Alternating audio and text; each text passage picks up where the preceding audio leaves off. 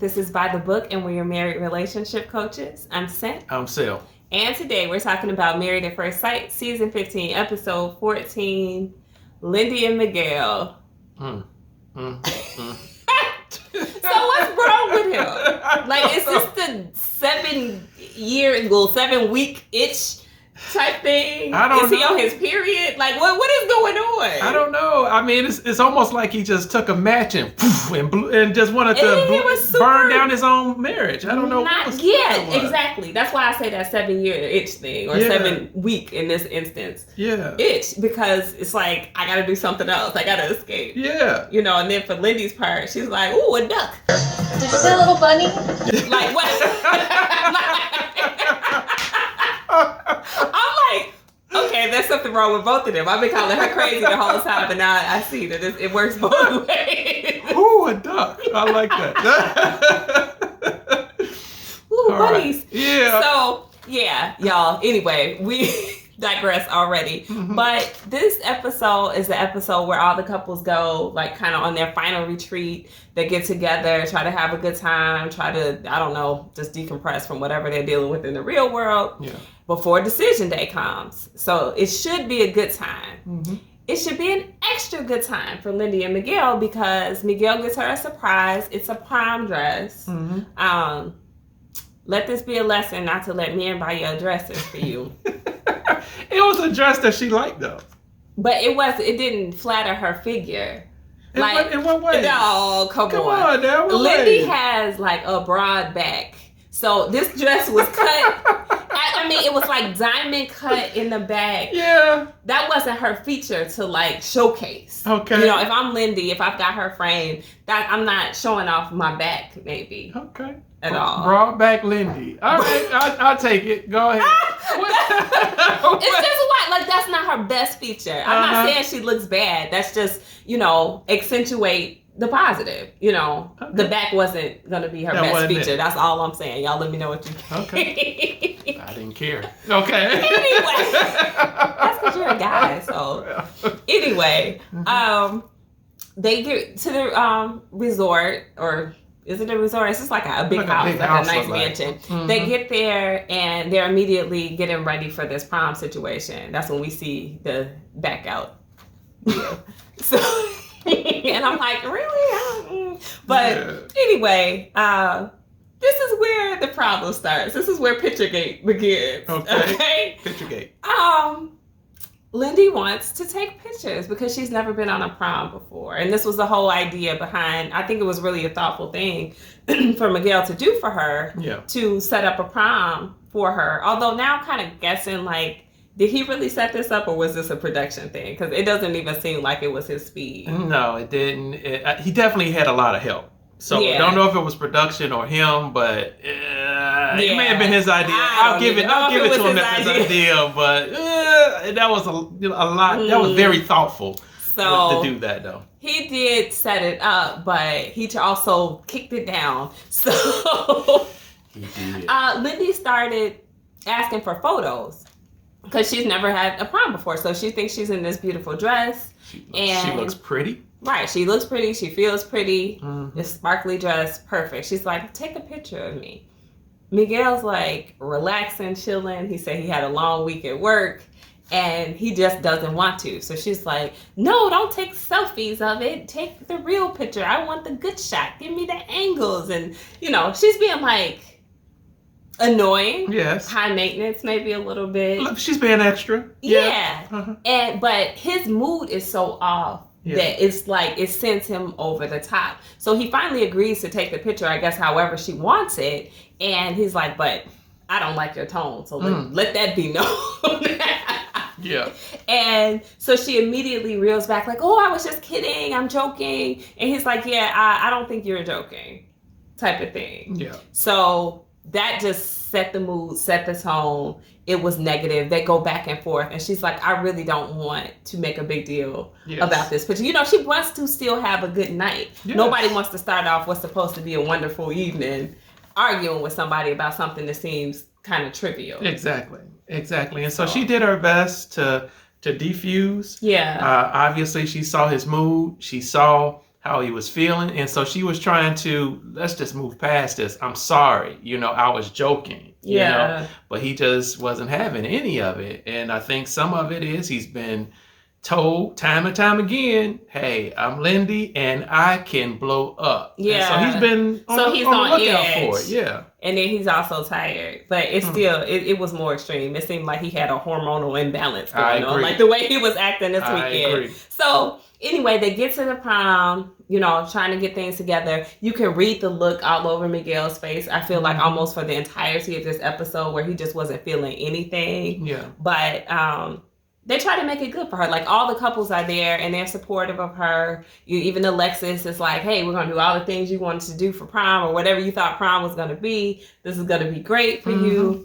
They're dancing together, Miguel and Lindy, and he's like, this whole situation is just trying me. Yeah. And I'm like, why are you bringing up old stuff? Like, why don't you let it go, man? So Lindy, again, she's like you said, she's trying to diffuse it. She's like, I think it's just a communication thing. Like, basically, like, I didn't know you were feeling so tired that this was going to be a big issue.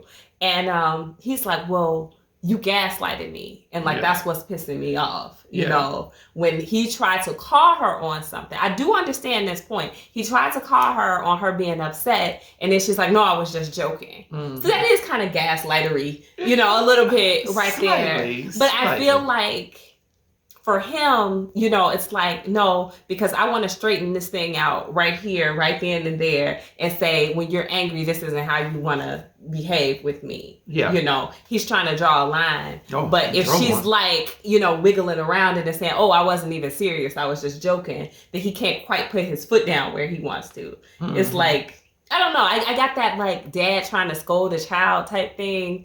And that was cringy for me. Yeah. Especially when he gets to the, you don't talk to me like that ever. Yeah. Yeah, he was really serious. He was really serious if she had a fuse that was ignitable, that should have lit it. Yeah. You know what I mean? Like, I was expecting maybe a little more clapback from her. Yeah. But she didn't give it. She was very, like, within herself and apologetic and almost fearful. It seemed like that she was going to lose him. And she even said that, like, I'm losing you because she wants this relationship to work so bad. She's not standing up for herself in this moment. Yeah. And I feel like that's dangerous because what will happen is that she'll suppress until week 8. And then on week 9 or 10 or 12, he's going to do something and she is going to blow up. Yeah. I know that, that Miguel is not a Bible guy, but I am. And so the Bible says, don't let the sun go down on your anger. And I think here he was, starting with that photograph. That anger continued right on through the prom situation. And he couldn't contain it. Yeah. And so you have to deal with it and deal with it in a healthy type of way. And here he was taking a very hard stance with his wife. He wanted to be upset. It was like there was nothing that she could say. She even said to him, like, what do you want me to say? What can I do? Yeah. And he's like, nothing at this point. So you just want to stew in it. There's nowhere to go from there. It's kind of useless. Yeah. So in his confessional, he's like, look, either you're mad or you're not. And she's trying to like apologize, or she's sorry that she's mad, but she's not admitting. Yeah. Essentially, I guess, that she was mad in that moment. Yeah, but he was mad. He was, but nobody confronted him on it. And you know what? Later she did. But anyway, he wasn't the one who was subject to the scrutiny and the punishment here. No. So it was all about Lindy and what she did and what she didn't do and what he wasn't going to tolerate. Very true. So very true. He was putting his foot down and he just couldn't lift it back up. Both feet. So they get back to the hotel room. And like you were commenting earlier, we were talking, and it seemed like they had come to a resolution after this prom. They're laying down, they're talking. He's seeming like he's coming back to himself just a little bit. And then he's like, but, I don't want this situation. He's not fully letting it go. And Lindy's like, this is so frustrating. Like, what are we doing here? Yeah, when he said, I need to believe whatever you say is true. And again, that's because he felt gaslit. He felt like she was trying to skirt around the issue rather than face it head on. But she couldn't because he was in attack mode. Yeah. So she had to kind of like divert but that wasn't making him happy. Yeah. So here come the sexperts to the rescue. Nate and Stacia knock on the door with the sex swing, and I don't know, was supposed to like kind of alleviate, I guess, some of what was going on. Like, I think all the couples were aware they were having issues, so they came, trying to give them a little bit of fun, and it seemed like it worked. Like, they were laughing and joking about it and trying it out. It's not like they were like, get out, like, you know. So I'm like, okay, here we go. Turn the corner. Not such a big deal. Yeah. Nope. So they wake up in the morning and they have a date planned. It's a carriage ride. This is going to be great, right? I mean, supposed to be. What girl doesn't want to go on a carriage ride? One that doesn't want to hear poetry. All right. Now, in fairness, that was trash poetry, right? So they get on the carriage. He said you needed to hear a beat with it. That's what he said. Then he should have had a beat. Otherwise, he should have kept that to himself. So they sit in the carriage. They're riding out. It is nice scenery. I'll give it to Lindy that it was nice out there. It was beautiful. Everybody wants to experience a carriage ride along scenic views. Yeah. So I don't know why he decided that he was going to rap his poetry to her, but you know, he nor Mitch need to pursue a career in hip hop rap. So he starts rapping to like this non-existent beat. I mean, the cadence is bad. The rhyming, it's just bad. Like, y'all know it was bad. If y'all think it was good, go ahead and drop that in the comments, but we're not going to agree with you. It was pretty doggone bad, yeah. And Lindy, maybe she was trying not to laugh or something. And she's like, ooh, bunnies. You know, like... And so she's like, did you see it? And he's like, yeah. I saw it. And he's getting madder. So right, he gets this. He's like, here's another one I wrote. Aha! Like he starts doing another one, and she's like, oh, horsey. Actually, that's about me. Oh, those horses are so pretty. It was weird and it was cringy because maybe it's the edit that they put on it. I don't know, but it was definitely very uncomfortable to watch her just keep cutting him off like that. But I mean, was it uncomfortable to listen to his rap? So, I mean... Yeah, maybe she didn't have the heart to tell him that rap sucked. Yeah. Or maybe she's just, I don't know, a person think she's flighty like that. She could be flighty, but just kind of like in the moment. You know, everything that's happening around you, especially is a new environment, new situation, new husband. And so she's just in the moment trying to take it all in. It could have been something like that. I just feel like normal humans know not to just cut the other one off every 30 seconds. Yeah. That wasn't normal. What she was doing, it was almost like it was nervous energy. Yeah. Like she didn't know what else to do. So, ooh, bunnies, ooh, you know, sky. You ever seen a cloud before? You know, it was just cringy. It was cringy. So, but that rap was kind of cringy too. It was. So, but that was what it was heartfelt, baby. I mean, he was like, I wrote this years ago. Oh man! So I hope he's better at Dungeons and Dragons than he is at rap. He's got to be. That was They get to, I think it was like a winery or some sort of restaurant. They were eating outdoors, and you know he's telling her about his frustrations about being cut off, and she's like, "I'm sorry," you know, like she's kind of expressing, "This is just kind of how I am." And he's like, and she's asking for grace, you know, and he's saying, I'm giving you grace, but then don't expect me to have like serious conversations with you. I don't want to say anything because I'm afraid the next thing I say, you're going to just cut me off. Yeah. And I think that's legitimate. Like everybody's been in that position where someone keeps cutting them off and they're just like, you know what?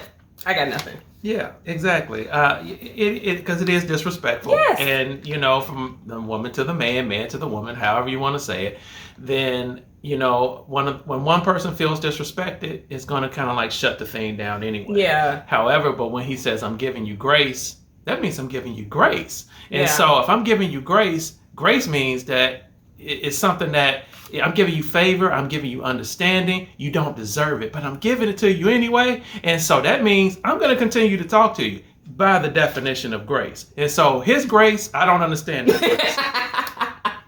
I guess he's saying, I'm not getting up and walking away, but I feel comfortable engaging with you. He felt like he was trying to open up to her and share something that was very personal for him. Yeah. And that it was being disregarded, dismissed. Yeah. So I do understand that, and I feel like Lindy was very childish in that. Yeah. She does need a lot of grace from whomever she's with because she lives such a guarded type of lifestyle. I don't even feel like her social skills are up to par with a normal person who's her age. No. And I think that's part of why she was doing that. Yeah.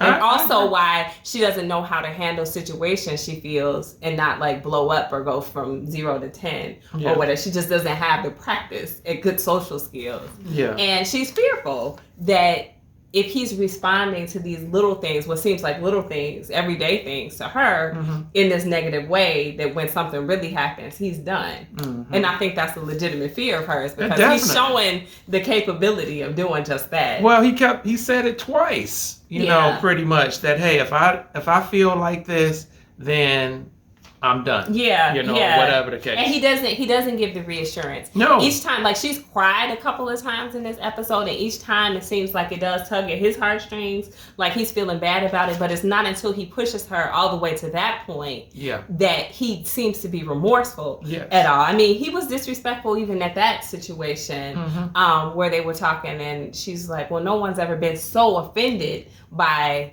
I guess, her cutting him off or whatever. And he's like, well, you never had a husband that stuck around. Like, what is that supposed to mean? And I'm glad she kind of clapped back, like, have you ever had a wife that stuck around? Exactly. Because he was just getting beside himself. He was giving, like, narcissistic vibes at that point. Yeah. Like, who are you to, like, really dictate exactly how and when she can have her own behaviors? Yeah. If you don't like it, you don't have to stay. But now you're kind of tearing her down at this point. Yeah, I mean, that was the whole point. It was to tear her down. However, he would reel himself back in, like you said, when he saw the tears. But why does it take the tears in order for you to go to her and to kiss her or to let her have her hug or whatever? Here's the thing. You're not going to always be moved by those tears either. Yeah. So the tears move him right now because they've only known each other for 7 weeks. Yeah. When they've known each other for 7 years, he's not going to be moved by those tears, and it's going to be nothing to reel him in from just being big bad Miguel in those situations. Yeah. So anyway, guys, they move on to everybody's getting ready to have like a sit down dinner, I guess, at the end of this whole thing. And they're pre-dinner, looking like they had kind of resolved things. Lindy is still in the moment, as you put her. She wants to have, like, she's taking videos of the scenery, and then she wants to have a video of herself. Yeah. And she asked the producer, instead of Miguel, to take the video of her while she's like walking on this ledge. And Miguel is pissed off. Now, I think she did it purposely to trigger him. We talked about this a little bit as we were looking at it. We rewound it and everything to try to take a closer look. But she kind of looked right at him and was like, no, actually, Sammy, could you take this video of me? Yeah. So she was trying to make a point there. Like, you didn't want to take a picture of me before, you don't have to take a video of me now. Don't worry about it. I got it. And it worked. It triggered him. It did. But it ran them into the same cycle of him kind of being harsh with her. So he's like, I want you to understand that you don't have to always, like, it's not like I'll never take a picture of you. And she's like, well, I don't understand. You know, I didn't know if this was one of those moments where you wanted it to yourself, where you were just enjoying the sights and the scenery. Yeah. So I didn't want to push any buttons. Like, I wasn't going to do that. And he's like, okay, well, you know, as long as you understand, because if I feel like I've been talking to you for hours about the same thing and then you didn't get a better understanding or you're not clear on it, then I'm just really gonna give up. Yeah, that whole give up thing, that is going straight at the heart of what she needs. Right, and he's doing it on purpose. Yes. Right, I think to control her behavior. He wants to make sure he's in control. He can reel her in. He can make her do what he wants her to do, and it's kind of working. Yeah, right, because then she kind of breaks down. Now, they sort of seem like they squashed that issue there. Even though he still had an attitude, I think she could see it, but she wanted to, like, kill it right there. She goes to him. He's walking back, right? She's like, can I have a hug? No. flat dead no. Both of those things. He went straight at the heart of her primary need to feel safe in this relationship, you know, and then on top of that, he rejects her. Yeah. I mean, what else do you need to do to ruin your relationship? Yeah. I mean, he's doing step for step the things that you need to do like a self-sabotage? He could just be so scared of what's ahead. Like, this 8-week process is almost at an end. Yeah. It gets real after that, right? Like, it's no more, this is for TV. This is real, just me and you. Yeah. So maybe he's just scared and just, I gotta get out. I gotta find a way. Yeah. You know. I don't know what that was. That self-sabotage, ignorance. It seems like it. Hatefulness. I don't know what that was. But I know he needs to get it together. Yeah, so Lindy's crying again about this. It moves him again. He comes to her and he was like, well, I'm just trying to open up. At this point, I feel like he's kind of gaslighting. That's not what you were doing. You're like annoyed and you're not owning up to it, you know. And she did call him, I think at this point, about him being angry. And then she said, you're rejecting me. He's like, well, I wasn't trying to reject you. I just didn't feel close to you in that moment. And he felt misunderstood. Yeah. Yeah. Don't know about that. See, here's the thing. When you send a mixed signal, it's kind of unfair for you to say that you feel misunderstood because you're making yourself difficult to understand. True. He's telling her, read the room. Yeah. And that was the second time he told her Very to read the room. And it was very disrespectful. Yeah, I really didn't like it. She doesn't know how to read the room. And she's honestly articulating herself very well. She's like, we don't know each other that well. Like, I'm trying to learn you. And if all along the way he's going to be triggered and angry, I thought she had the triggers. It looks like it's him who has the triggers. Yeah, but they both do. And they're both coming to the surface. It's just that his are coming to the surface right now with that particular retreat that they went on. Yeah. And kind of like shifting back to Lindy, when she was basically putting herself down, you know, and saying that she's a idiot, and all of this different type of worst person, that's just a trauma response. Because for one, the things that he's saying to her is hurting her, and she doesn't want him to say anything else. So she wants to hurt her. So she feels that, hey, let me stop you in that way because his stuff is hurting her more. So let me say something that is hurtful to myself. However, I can take what I say about myself a little bit better. And also, it's going to almost force him into a position where he says, no, you're not the worst person, you know. So she's trying to manipulate that situation back into her favor, I guess. Exactly. Yeah. So the only thing I can say about Miguel is, like, as toward the retreat ending, he is giving some acknowledgments here and there about this version of himself. He's kind of, you know, given the excuse several times that he's already went in low energy, had, like, you know, just a bad demeanor, attitude, approach, whatever. And he's recognizing that this version of himself is bad, but do something about it. You know, he hasn't changed. Like, it's been consecutive days and he's done the exact same thing. Yeah. So when does that end? What can she expect going forward? Yeah. So finally, they wind up with the dodgeball activity, which was hilarious for many reasons. We'll talk about it more probably when we talk about Kristen and Mitch.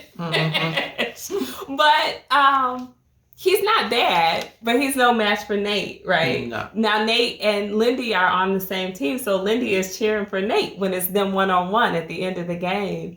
And it seems like he's even triggered by that. He's like, no words of affirmation for your husband. And dude, sit down. Like, at this point, it's a game. Yeah. And you've been pissy all weekend long. Yeah. Like, enjoy it. Have some fun. She can't even say that. So when they separate and they're sitting in their individual team groups, Lindy is crying again to everybody. I mean, I was like, is this Justin? Like, why are we seeing so many tears today? But she's crying again because she feels very insecure. Yes. And they know that they're getting to the final days of this whole project or, you know, experience. So she's scared. Like, hey, we've been doing good this whole time. And now he's kind of pulling out all of these tempers and attitudes and all this disrespect. Like, where is it coming from? And what do I do? And he's acknowledging with his group, you know, that he doesn't know. You know, he wants them to be in a good place. He still loves her, but he's, I think, feeling very fearful just of the permanence, maybe, of this whole thing. I think that's got him running. You think that's it? I think it must. I don't think so. I think he was in protection mode. I think he was trying to protect himself from being disrespected, from an outburst, as he was trying to say, and he was overcompensated for it.